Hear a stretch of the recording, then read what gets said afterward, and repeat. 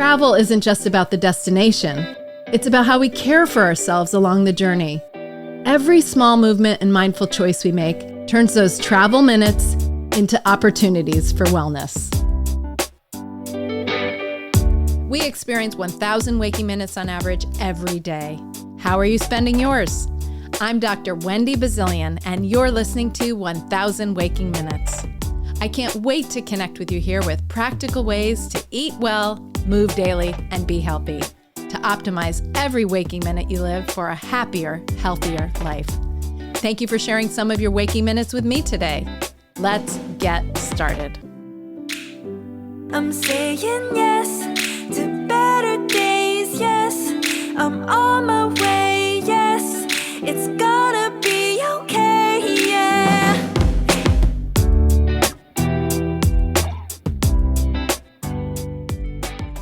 Hello, and welcome back to 1,000 Waking Minutes. I'm Dr. Wendy Bazilian, here to talk about how to enhance our days and our health with small, practical choices that help us make the most of our waking minutes each day.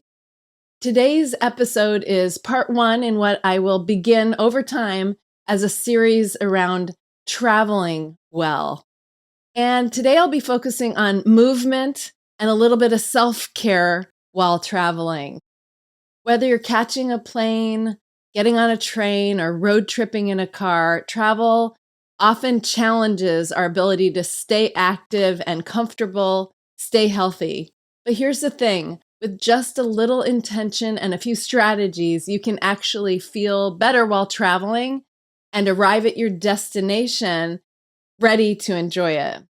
As we approach the bustling holiday season that is now upon us, with Thanksgiving right around the corner tomorrow, and Christmas and Kwanzaa and Hanukkah all coming at the same time this year, and New Year's right after, many of us are preparing to travel. In fact, a 2024 this year survey by The Vacationer, it was led by a mathematician and statistician named Eric Jones from Rowan College, found that 22% of Americans will be traveling this Thanksgiving holiday season. And a third of us will be traveling both Thanksgiving and into the winter holiday in December.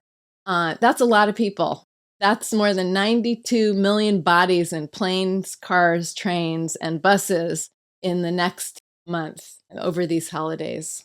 So let's dive in, and I'm going to share today some research-backed insights, some personal tips, and even some simple exercises that you can do right from your seat. So hopefully this will take you from your seat at your desk if you're a working individual in front of a computer, or certainly help you when you're in a seat confined for usually a number of hours. And then we'll work in our mindful minute today, and we'll head on our way to a healthy holiday season.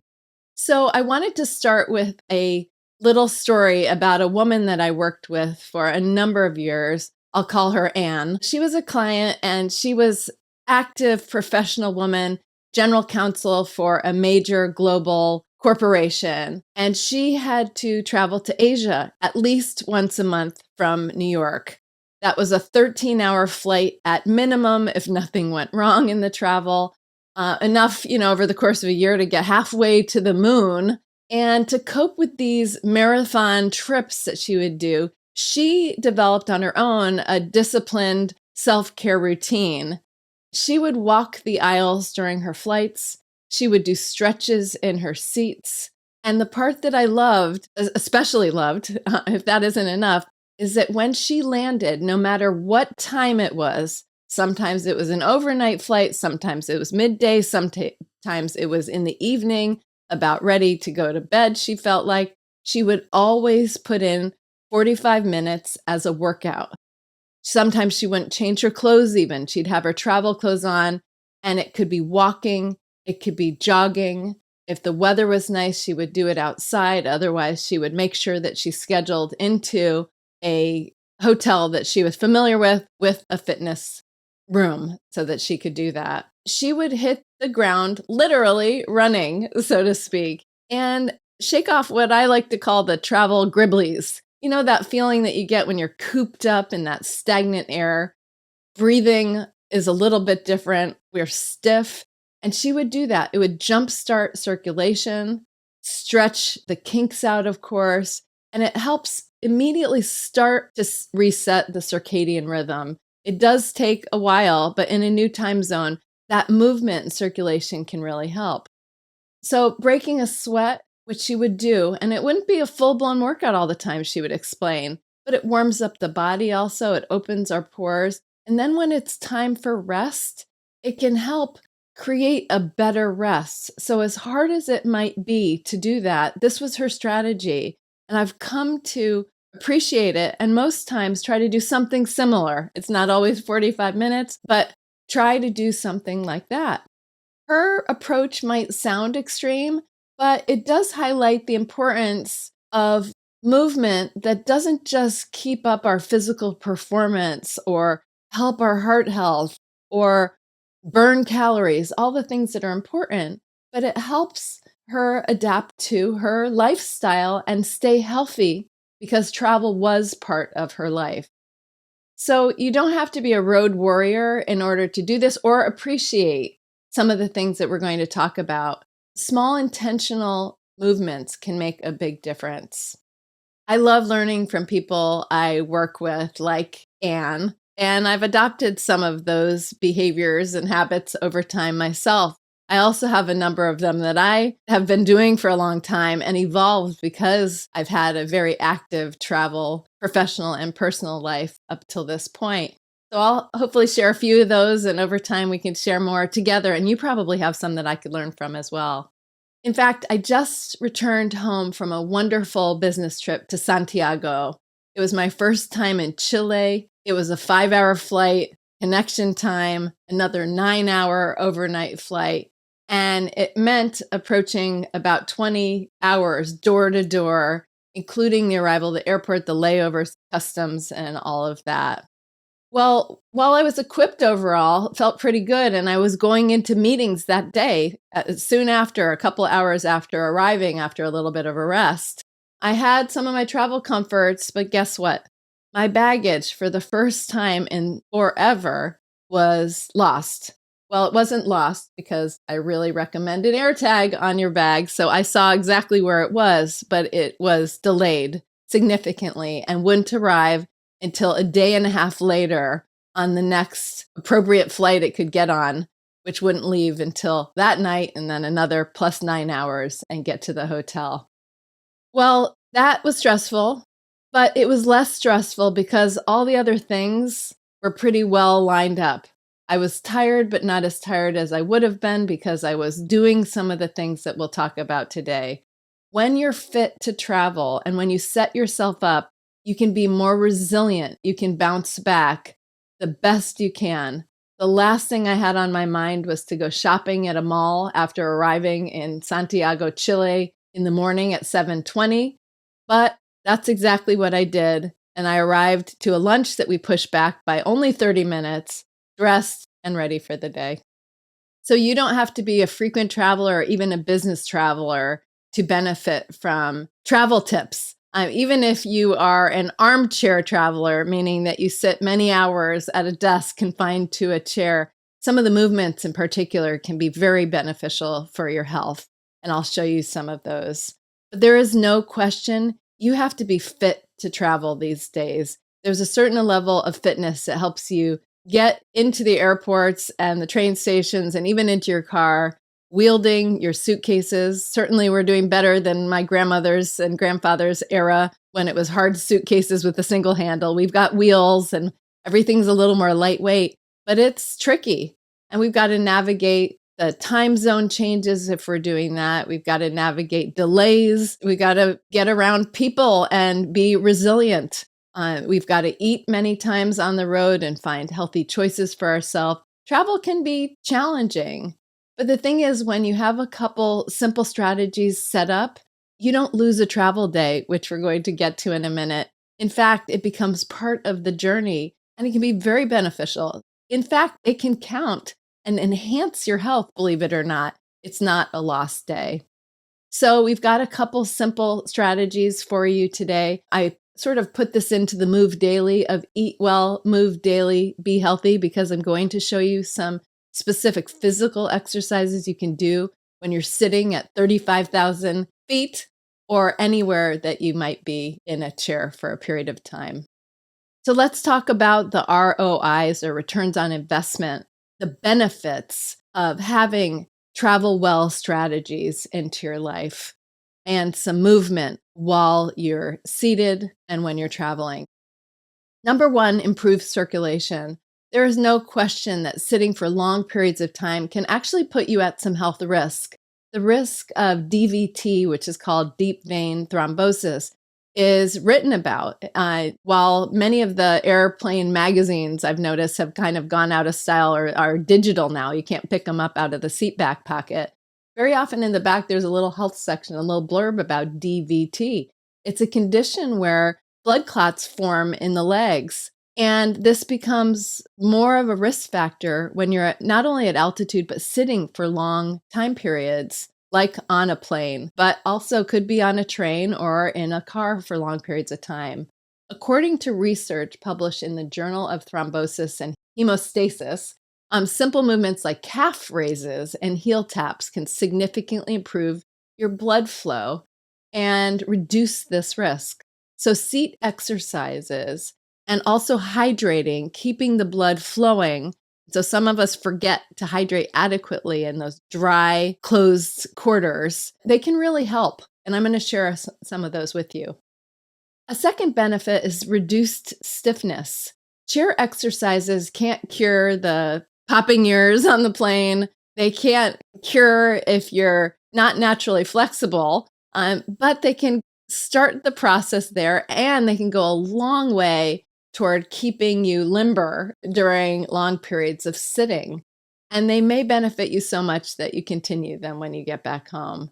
Stretches, shoulder rolls, shrugs, even up to your ear and down, can be especially helpful for anyone who suffers back pain.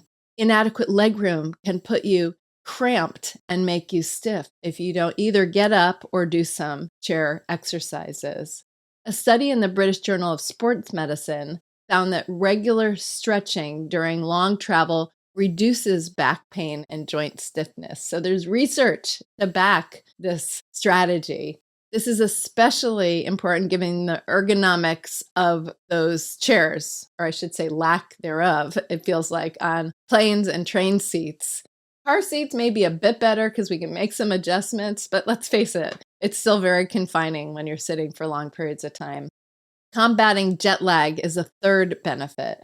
Brain fog, fatigue, disrupted sleep patterns, these are all hallmarks of that dreaded jet lag that we experience when you're traveling through and across time zones.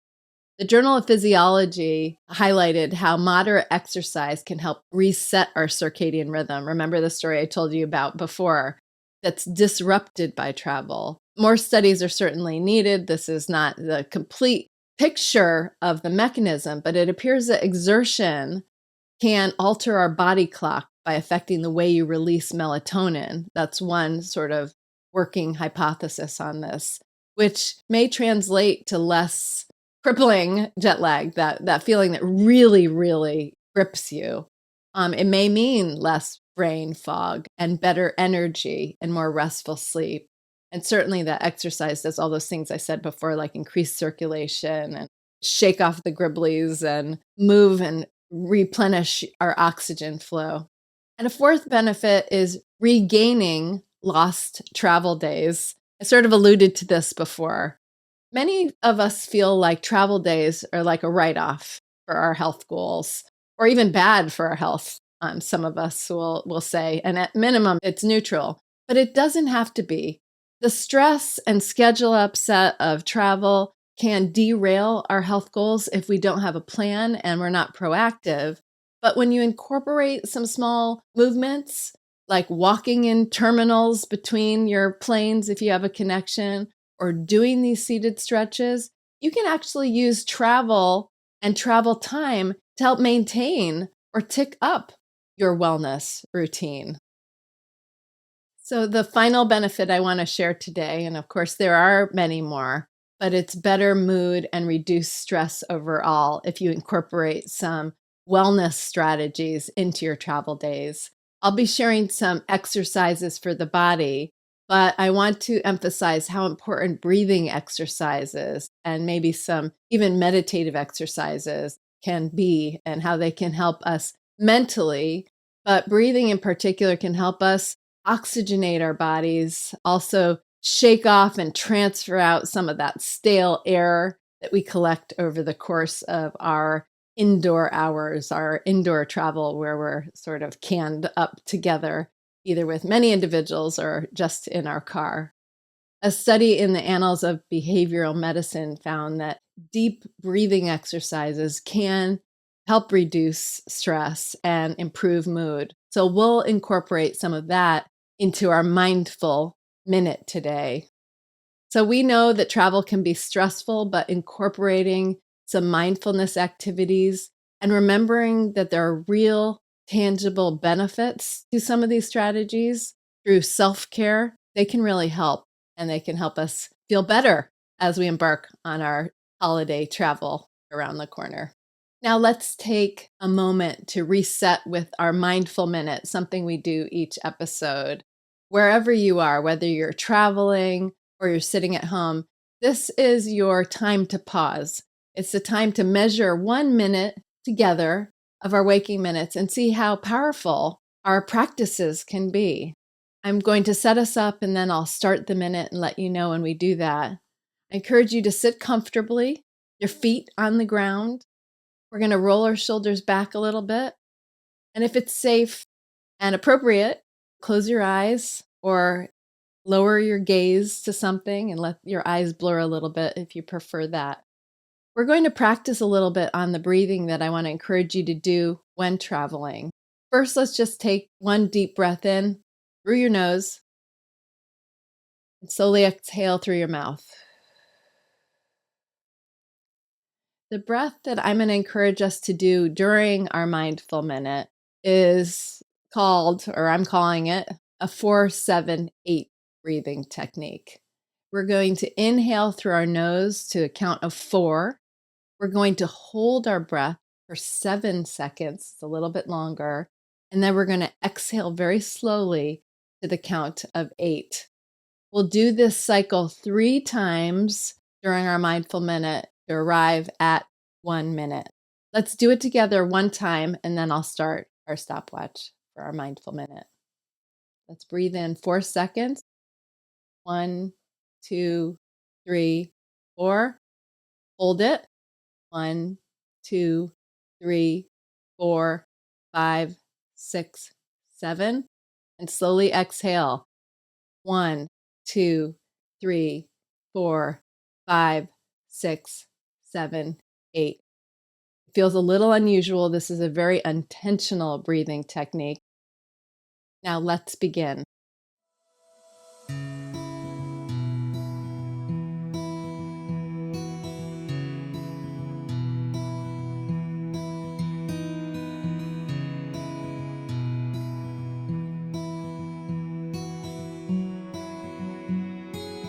Notice your shoulders. As you breathe in, let them lift a bit. As you exhale, drop and relax.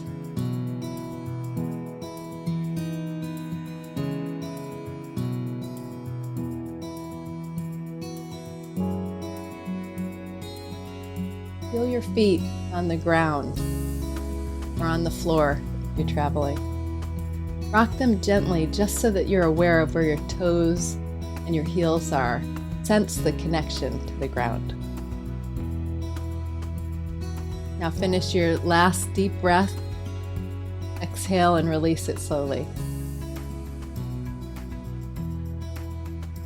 There we go. This is something you can practice throughout your travels. You'll find it helps level you, maybe bring down your stress a little bit. Your energy may feel more balanced. You'll literally be helping your body adjust to the travel experience in good health. It's amazing how a moment, 1 minute of attention can help us feel more grounded, especially when we're on the go. Thank you for sharing that mindful minute with me.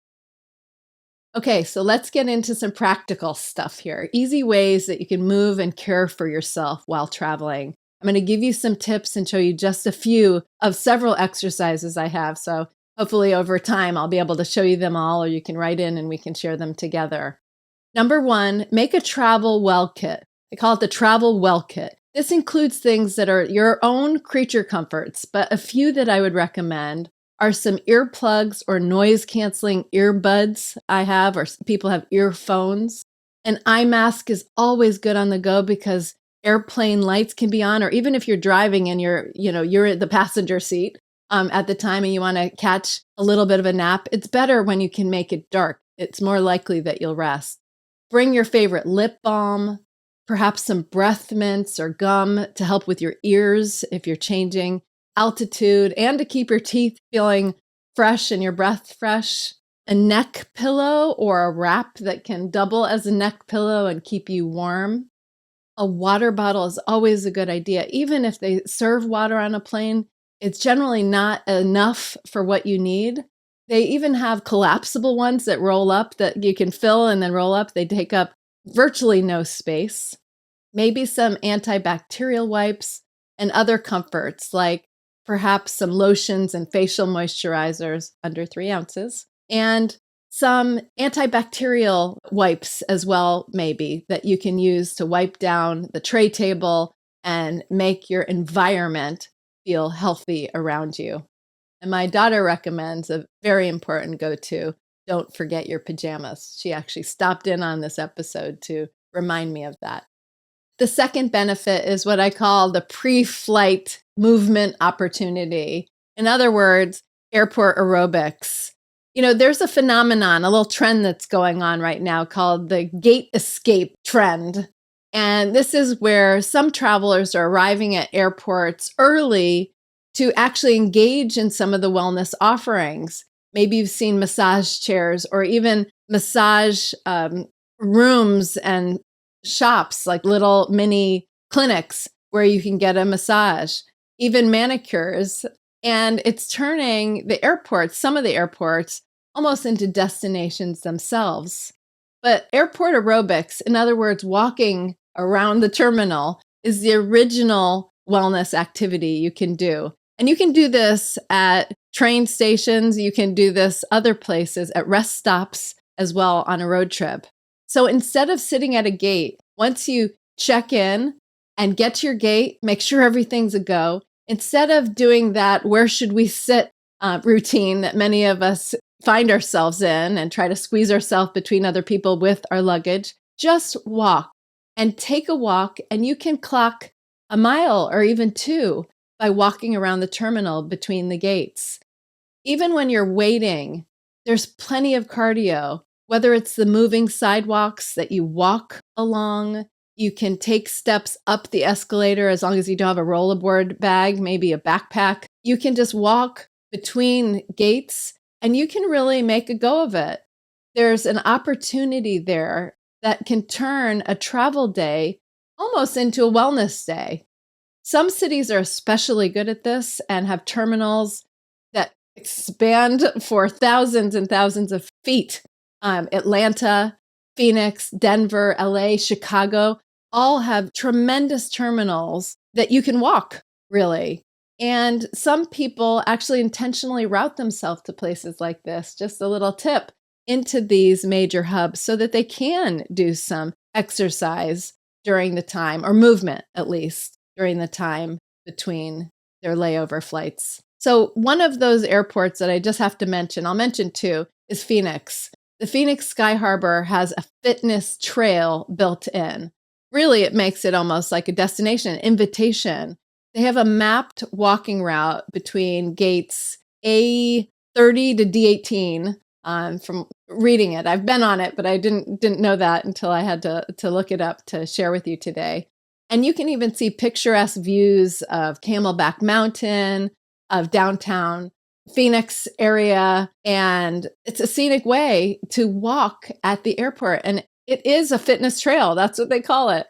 Atlanta is another one that actually shows the time and sometimes the mileage between gates. So while you can take the tram if you're in a hurry, it shows you approximately how many minutes it takes to walk between gate to gate. And on average, I think it's about 0.3 miles from gate to gate. A couple of the international terminals, I think, are 0.5 miles, so half a mile. In fact, a friend of mine who was one time the second fastest half marathoner in the US in her age category, she used to deliberately route her flights through Atlanta. So as soon as she deboarded, she would always have a backpack that she could strap on. And she would do a workout in Atlanta airport. And I always chuckled, but always admired that that was her commitment. Now, she's an athlete, but there's no reason that we can't do similarly. So the third tip is to plan for clean surfaces when you travel. At home, soap and warm water can do the trick. It's all that it takes really to keep your surroundings clean. But when you're on an airplane with the constant passing of the seats, the turnover from one passenger to another, and the plane and everything that we're touching, I just think that that space can become sort of a hotbed for bacteria and germs shared from all over the world. Now, I'm the first to say that airlines have made a seriously improved commitment to cleaning their spaces, to the highly purified and clean air that we breathe.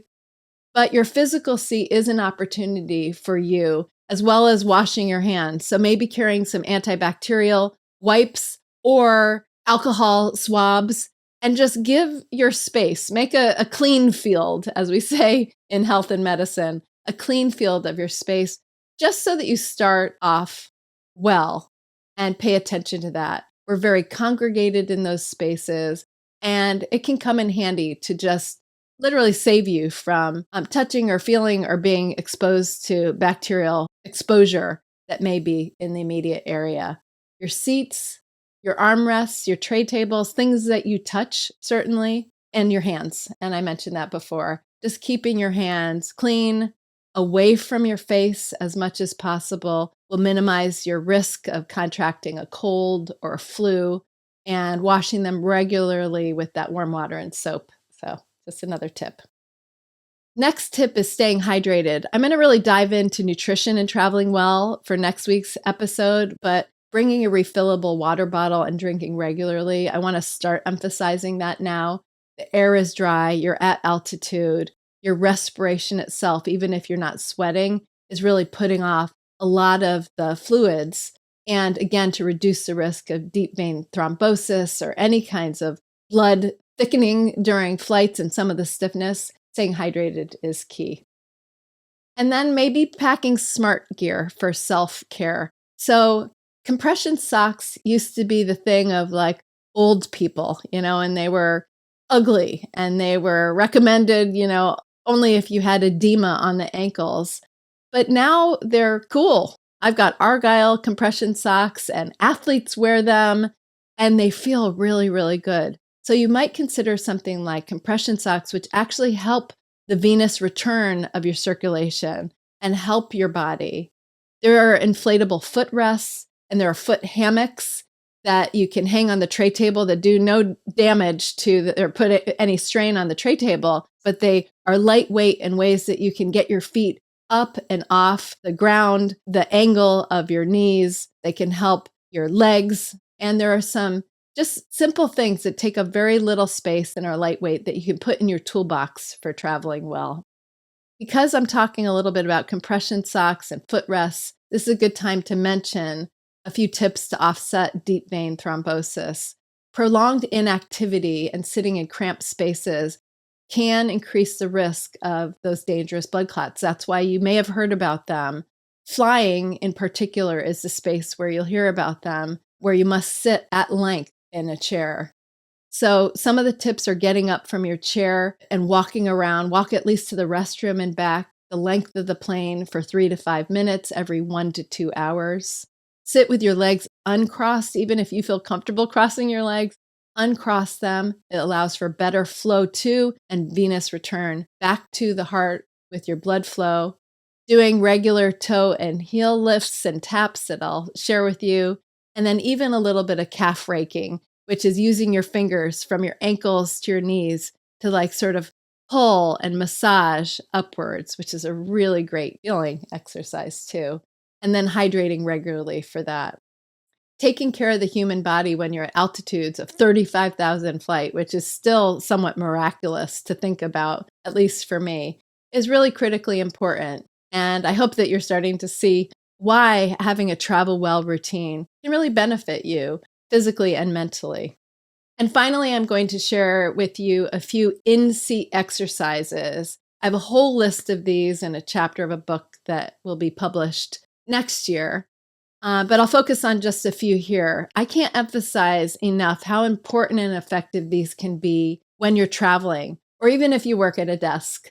But when you're traveling, as long as you're not the driver, you can do it in the car, in a plane, in a train, you name it. And they have real payoff and they feel really good too. So these are some exercises you can do while seated without looking too weird, and maybe others will join you as you do.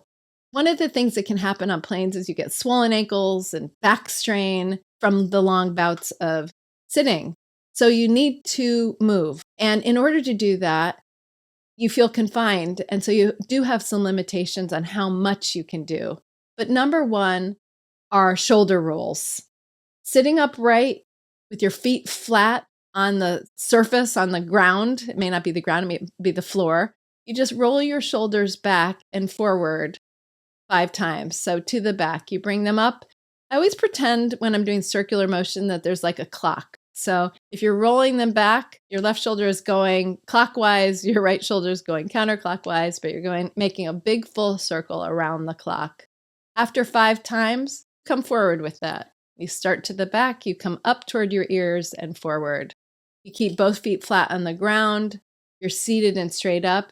It will automatically also change your posture in the seat. It will create an instance where you have to draw in your abdomen a little bit. You may breathe a little bit different, but you do that 5 times, repeat it twice, and then move on to another exercise or relax for a few more minutes.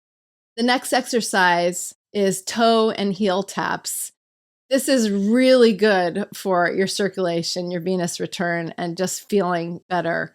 You start with toe raises, and that's basically just sitting both feet squarely on the ground, your knees about shoulder width apart, and you can do them at the same time or left and then right, whatever you prefer.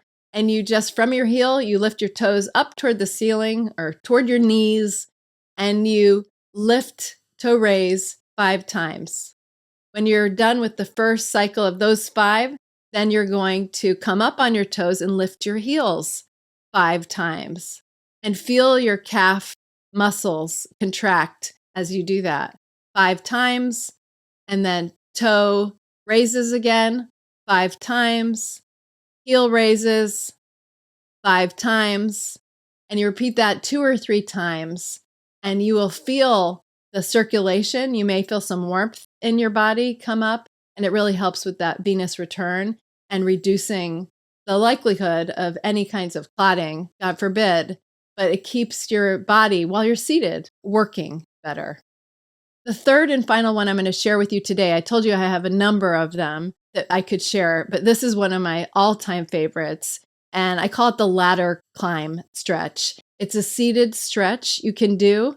And if you have shoulder limitations, then I would encourage you to do this forward or lift your arms to the degree that you are comfortable forward. I'll show that in a moment.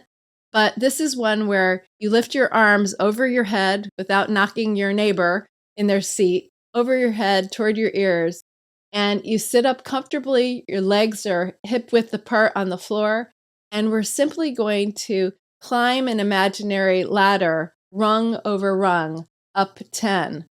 This to me feels incredible. It stretches your torso, it helps moves your spine, and you just climb up 10. Imaginary, of course, there are no rungs there, so there's a little bit of movement up and down as you go, up and down as you go, and you climb up 10 times. Maybe you bring your elbows down and relax again, and then do it one more time. If you're doing it forward, again, shoulder limitations, or you don't feel comfortable, you should feel comfortable, but if you don't feel comfortable reaching toward the ceiling in an airplane, you can reach forward. And this would be another alternative too, because it twists your torso while stretching it as well. where you sort of climb across a ladder with your arms 10 times. This is one, like I said, it just feels really, really good. Gets your posture erect, your breathing in check. It stretches you out. It helps with those joints and kind of gets you feeling better again. That exercise, as I sort of mentioned, it like doubles or even triples both as a breathing exercise, a posture exercise, and a stretching exercise. So it really is a really great one to experience. So I hope some of those tips and those exercises are helpful to you moving forward on your travel well routine. So as we near the end of today's episode, let's reflect on how we can apply these tips during our holiday travels and about how you can incorporate small movements into your next travel day. So here's the question for today. What's one strategy you will commit to implementing on your next trip to enhance your well-being? Again, what's one strategy you will commit to implementing on your next trip to enhance your well-being? Remember, the small intentional actions can lead to significant improvement in how we feel during and after our journeys. And our journey can be better as we then arrive at the destination to have our adventure. So as we wrap up today's first episode on traveling well, let's recap for a moment.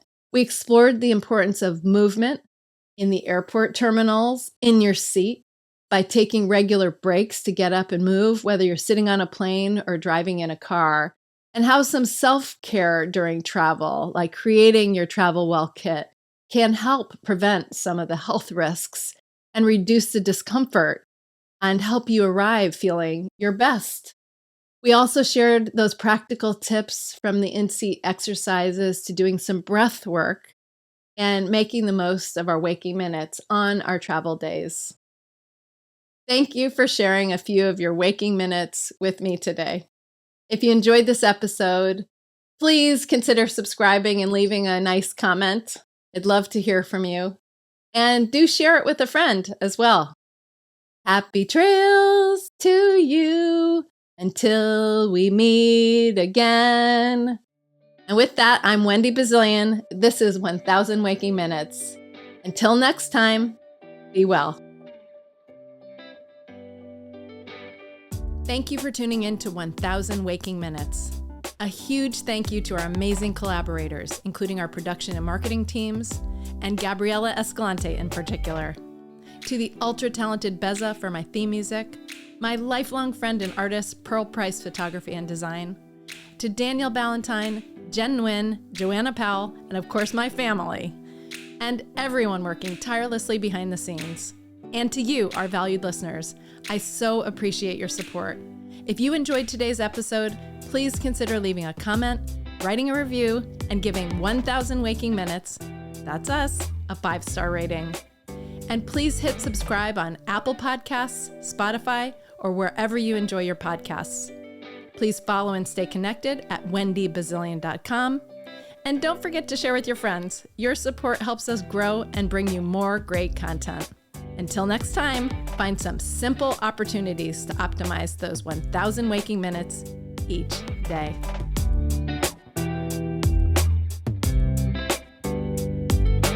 I'm saying yes